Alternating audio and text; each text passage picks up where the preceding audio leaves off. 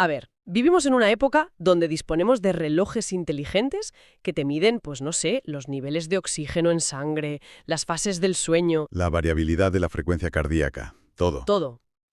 Pero, al mismo tiempo, existe una incapacidad casi total para interpretar las señales más primitivas y directas del propio organismo. Ya, o sea, se depende de una pantalla externa para saber si hay estrés, porque se ha olvidado cómo leer la propia biología. Exactamente. Y yo creo que el objetivo de esta exploración no es quedarnos en, bueno, en un debate académico de laboratorio. No, no, para nada. La idea es desgranar por qué ocurre esto y cómo afecta al bienestar diario. Los documentos apuntan a una premisa muy clara. Que la salud mental del futuro depende de la capacidad de percibir y gestionar el placer y el dolor hoy. Eso es. Pero antes de entrar en los engranajes del cerebro, hay un síntoma cotidiano, casi un lema cultural, que demuestra que este problema es real y colectivo. Hablamos de la famosa frase «no me da la vida». Uf, la de veces que se escucha eso al día. Lo fascinante aquí es que esa frase ha sufrido una transformación muy reveladora. ¿En qué sentido? Pues que hace una década decir «no me da la vida» era un comentario esporádico. O sea, una exageración puntual durante una semana de mucho trabajo. Claro, en plan, estoy a tope esta semana y ya está. Eso es. Pero hoy, la literatura sociológica y médica que revisamos la cataloga, fíjate, como un síntoma clínico de una sociedad entera. ¡Qué fuerte! Sí, es el reflejo de una incapacidad colectiva tremenda para reconocer los límites del sistema nervioso. Hemos normalizado vivir al límite del colapso, o sea, pasarnos de frenada constantemente. Totalmente. Y revisando estas fuentes, a mí me queda claro que esta ceguera sensorial nos ha llevado a una confusión tremenda. O sea, se confunde el bienestar con un estado de euforia constante. Exacto. Si no hay euforia, parece que algo va mal. Y lo que es más grave, que cuando de repente hay un momento de calma, el sistema nervioso se asusta, porque confunde esa paz con el aburrimiento o con el vacío. Claro, porque hay un exceso de pensamiento. La mente va a 1000 por hora, pero se siente muy poco. A ver, es como intentar afinar una guitarra usando tapones en los oídos. Me gusta esa analogía. Es que se siguen girando las clavijas, buscando el sonido correcto con la cabeza, pero como el sensor auditivo está bloqueado, se acaban rompiendo las cuerdas por pura tensión. Es que esa metáfora da en el clavo. Porque el placer y el dolor, a ver, no son conceptos filosóficos etéreos, no. No, no, son pura biología. Exacto, son señales biológicas concretas, que están diseñadas por millones de años de evolución. Claro. El dolor es un mecanismo que indica, hey, es necesario parar y reparar.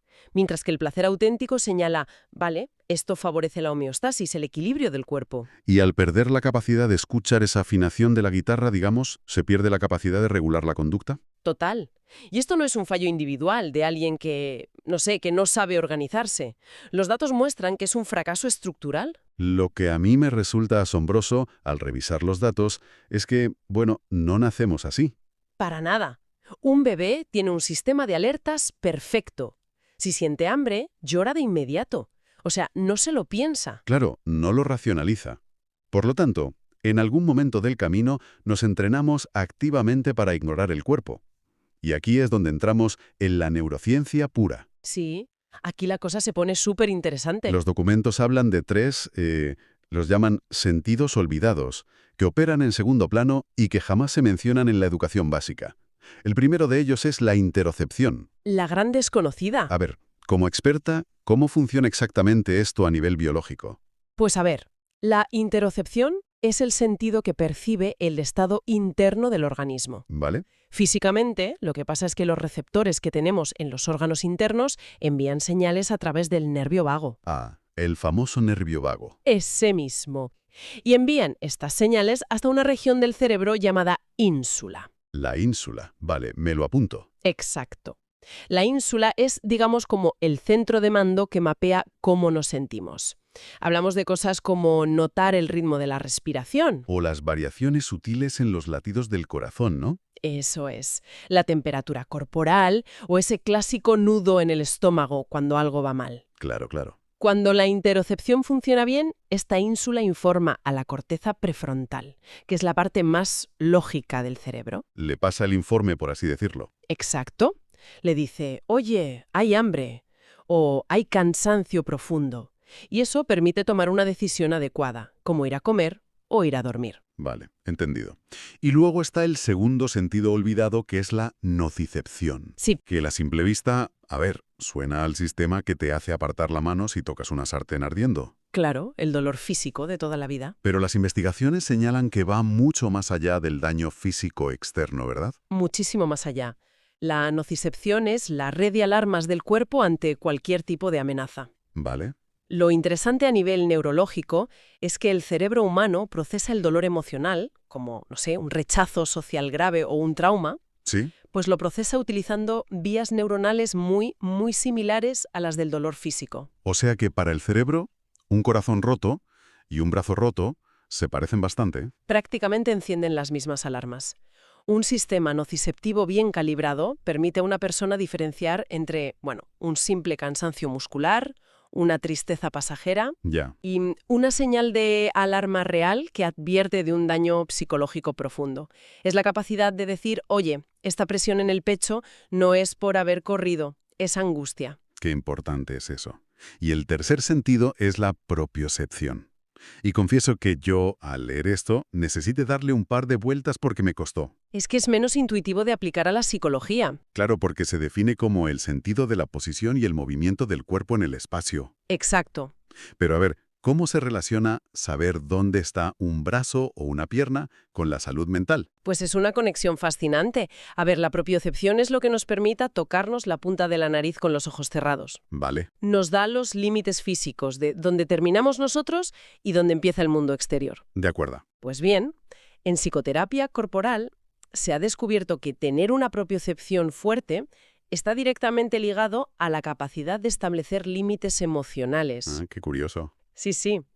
Si una persona no tiene un sentido claro de su propia presencia física, de su espacio vital, digamos, Le resulta infinitamente más difícil decir no, ¿verdad? exacto, o defender su espacio psicológico ante los demás. Ujú. Todo está conectado. Visto así, resulta hasta negligente, o sea que desde la infancia aprendamos la tabla periódica, las capitales de países lejanos o las fases de la luna. Que está muy bien saberlo, ojo. Sí, sí, claro, pero que a la vez exista un analfabetismo absoluto sobre cómo interpretar una taquicardia o un suspiro que pide descanso.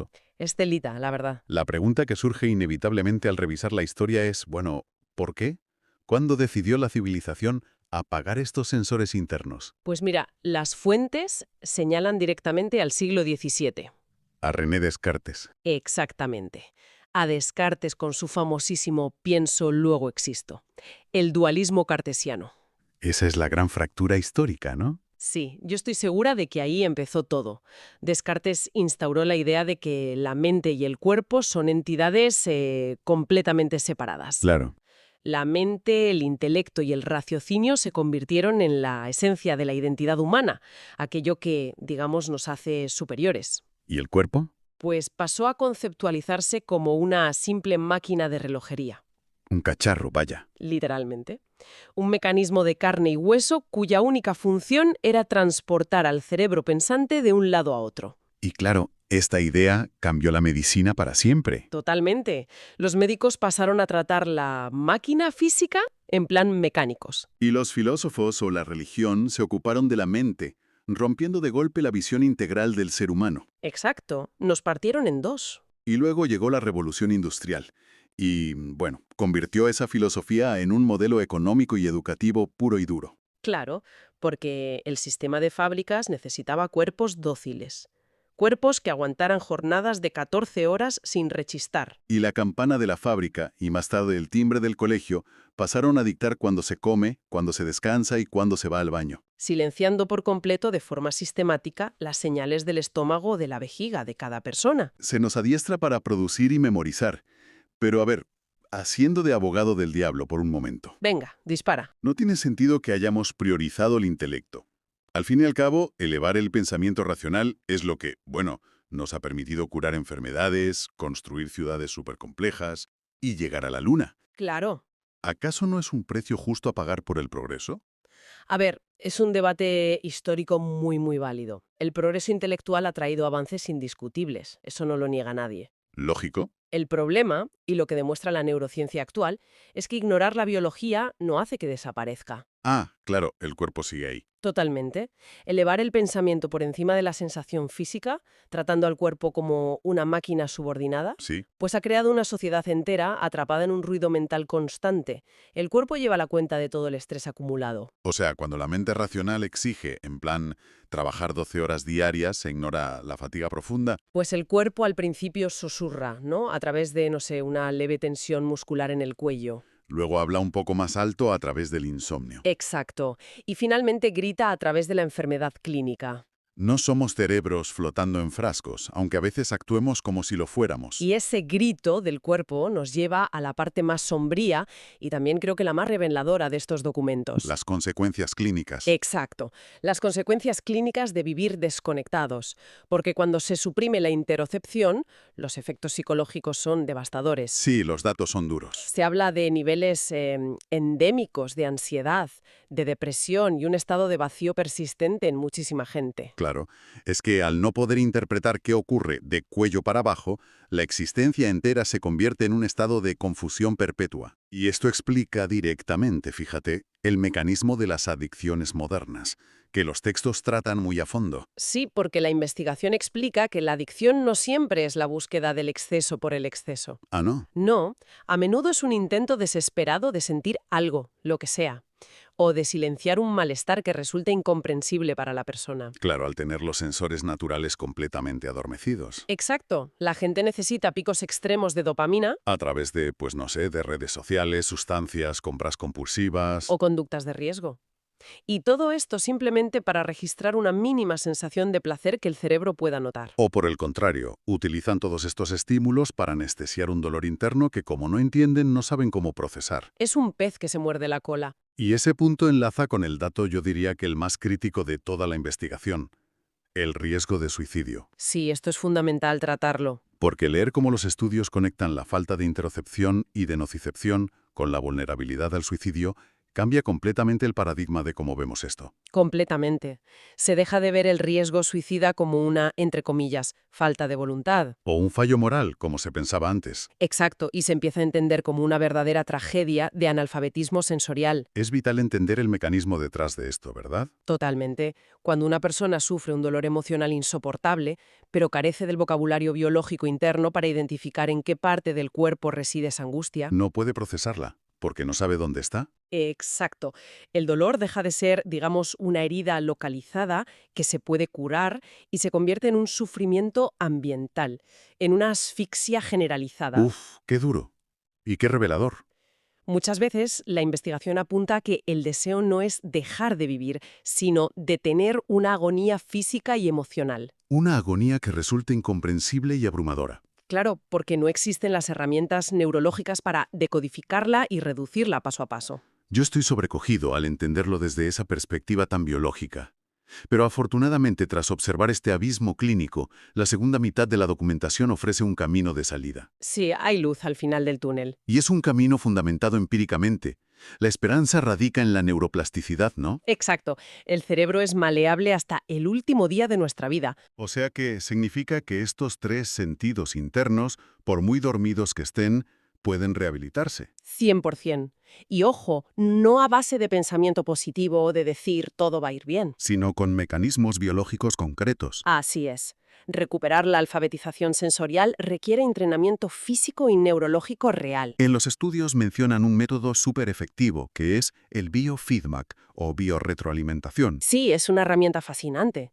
Consiste en utilizar monitores externos al principio. Vale. Por ejemplo, te ponen un sensor de frecuencia cardíaca que está conectado a una pantalla, que tú puedes ver. Y la persona ve en tiempo real cómo su corazón se acelera ante, no sé, un pensamiento estresante. Eso es. Y al ver el dato visual en la pantalla, el cerebro se ve forzado a crear nuevas conexiones sinápticas. Entre la corteza prefrontal, la parte lógica, y la ínsula. Exactamente, poco a poco, con entrenamiento, la persona aprende a reducir esa frecuencia cardíaca conscientemente. Se está reconectando la mente y el cuerpo de forma totalmente medible y visible. Literalmente, estás viendo cómo tu mente calma tu cuerpo en directo. ¡Qué pasada! Y bueno, junto al biofeedback, los textos hacen muchísimo hincapié en la educación somática y en las técnicas de respiración. Que a ver, no se trata simplemente de decir, oye, relájate y respira hondo. No, no es tan simple. Se trata de utilizar vías nerviosas específicas. Claro. Por ejemplo, mencionaban que alargar la exhalación activa físicamente el sistema nervioso parasimpático. A través del nervio vago que mencionamos antes. Eso es. Y se envía una señal química al cerebro que dice algo así como, tranquilo, estamos a salvo. Y eso apaga la respuesta de amenaza casi de inmediato. Antes de que se apodere de todo el sistema. Ese es el verdadero poder de la educación somática. Implica, por ejemplo, ejercicios de escaneo corporal. Sí, donde se aprende a aislar y relajar conscientemente grupos musculares súper específicos. Como la mandíbula o el suelo pélvico, que son sitios donde acumulamos un estrés tremendo sin darnos cuenta. Y al entrenar estos sistemas de forma constante, ocurren dos cosas, según las fuentes. A ver, Primero, se reduce el ruido mental porque el cerebro ya no está recibiendo alarmas de emergencia constantes del cuerpo. lógico, si el cuerpo está en calma, la mente no tiene que estar en alerta. Y segundo, se previenen las adicciones, porque al afinar los sensores, los placeres más sutiles y cotidianos vuelven a registrarse de forma satisfactoria. Claro, ya no necesitas el pico brutal de dopamina para sentir un poquito de alegría. Exacto. Al unir todas estas piezas, la conclusión que se dibuja a lo largo del análisis es fascinante. Recuperar esta alfabetización sensorial equivale, literalmente, a dominar un idioma fundamental para la supervivencia. Es que es el idioma propio de nuestro organismo. Y se hace evidente que construir un modelo educativo y médico que forme cuerpos conscientes. Es tan importante como formar intelectos brillantes. Totalmente. Si enseñamos a gestionar la fisiología del placer sin caer en la compulsión y a transitar el dolor entendiendo su mensaje biológico, Bueno, estamos hablando de prevención de salud pública al más alto nivel. No es poca cosa. ese es el punto de inflexión. La educación en interocepción y nocicepción no puede seguir relegada a, no sé, talleres esporádicos de bienestar o a cosas alternativas. Para nada. Los datos clínicos exigen que se convierta en una política de salud pública integral.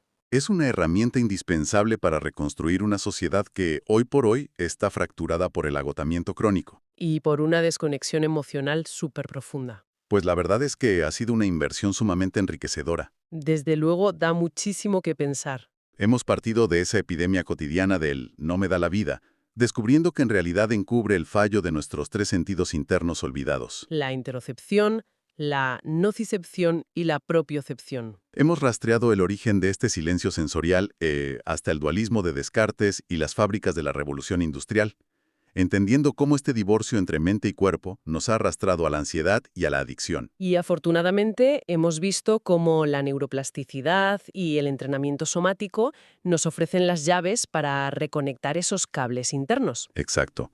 Pero antes de concluir, hay una idea final implícita en estas investigaciones que merece una vuelta, una reflexión profunda. A ver, cuéntame. Fíjate que gran parte de la economía moderna, desde el modelo de la economía de la atención en plataformas digitales, pasando por la industria del entretenimiento frenético, hasta el consumo ultrarrápido, Sí, pues todo eso se sostiene en gran medida gracias a esa ceguera sensorial. claro, porque las grandes industrias rentabilizan la incapacidad colectiva de encontrar la calma interna. Exactamente. Vendiendo estímulos constantes para llenar ese vacío. O sea que se lucran de nuestra desconexión. Las fuentes plantean esa duda, así que la pregunta que queda flotando es la siguiente. ¿Qué le ocurriría a la estructura del modelo económico actual y a esos gigantes tecnológicos si de repente la población adquiriera esta alfabetización sensorial? Uf, Si apagara el ruido externo y volviera a encontrar satisfacción en el simple equilibrio de sus propios cuerpos. sería una revolución silenciosa impresionante. Es un escenario digno de ser pensado con calma por quienes nos escuchan. Ojalá, en algún momento del día de hoy, quienes están al otro lado encuentren 10 segundos para detenerse Para hacer una exhalación larga y profunda. y simplemente prestar atención a lo que ocurre ahí dentro.